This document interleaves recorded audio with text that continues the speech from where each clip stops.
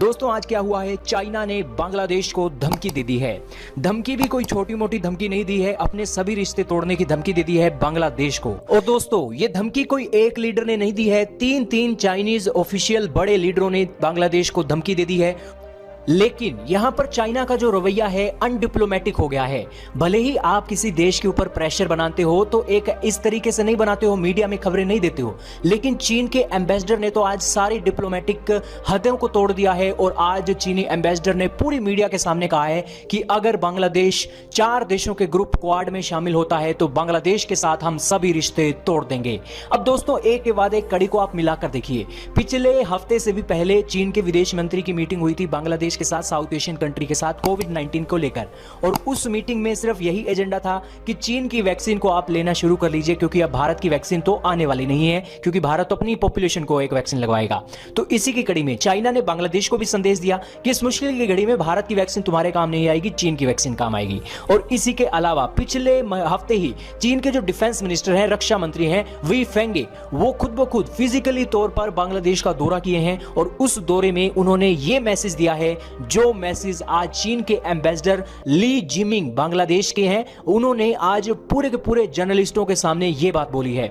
उन्होंने कहा है कि क्वाड जैसे ग्रुप को अगर बांग्लादेश ज्वाइन करता है तो यहां पर बांग्लादेश की सरकार के साथ चीन की सरकार अपने रिश्ते खट्टे कर लेगी। उन्होंने कहा कि 4 देशों के इस ग्रुप के चलते हम ये जो मैसेज है, चीन की सरकार का मैसेज है, हमने बांग्लादेश की सरकार को दे दिया है पिछले हफ्ते जब हमारे रक्षा मंत्री बांग्लादेश के दौरे पर थे।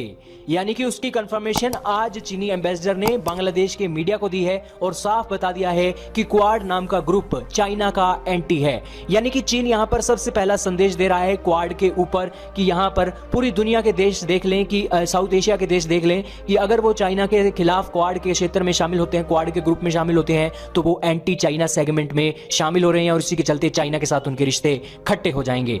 दोस्तों चीन भारत के मामले में लगातार टफ होता जा रहा है और इसी की कड़ी में हमारे पड़ोसियों को ऊपर भी, बांग्लादेश के ऊपर भी अब दबाव दिखाई दे रहा है। वैसे दोस्तों आज अगर सिचुएशन को देखा जाए, बांग्लादेश भारत के ऊपर डिपेंडेंट ज्यादा है या फिर चीन के ऊपर डिपेंडेंट है, इसके ऊपर भी नजर डाल लेते हैं। सबसे पहले जानिए ट्रेड के मामले में। भारत और बांग्लादेश के बीच जो ट्रेड होता है $10 बिलियन का होता है, लेकिन चाइना और बांग्लादेश के बीच जो ट्रेड है $14 से $15 बिलियन का होता है। लेकिन आप कहेंगे तो यहां पर तो चाइना एक फायदे में है कि चाइना यहां पर दबाव डाल सकता है भारत के मुकाबले, तो ऐसा नहीं है। क्योंकि भारत बांग्लादेश के साथ व्यापार करता है तो बांग्लादेश से भारत बहुत सा चीजों का आयात भी करता है, लेकिन चीन के मामले में ऐसा नहीं है। चीन सबसे ज्यादा कमाई करता है, भारत से भी ज्यादा कमाई करता है। लेकिन भारत और बांग्लादेश के बीच जो स्थिति है वो इसलिए भी महत्वपूर्ण है क्योंकि भारत और बांग्लादेश एक दूसरे के साथ बॉर्डर साझा करते हैं और अपने साजो सामान को एक दूसरे से बहुत ही जल्दी एक हासिल कर सकते हैं। आज बांग्लादेश के अंदर जितनी भी सब्जियां हैं, जितना भी रॉ मटेरियल जो भारत के अंदर होता है, वो सबसे पहले पहुंचता है बांग्लादेश के अंदर। बांग्लादेश के अंदर महंगाई भी बढ़ती है तो भी भारत के अंदर जो चीजें हैं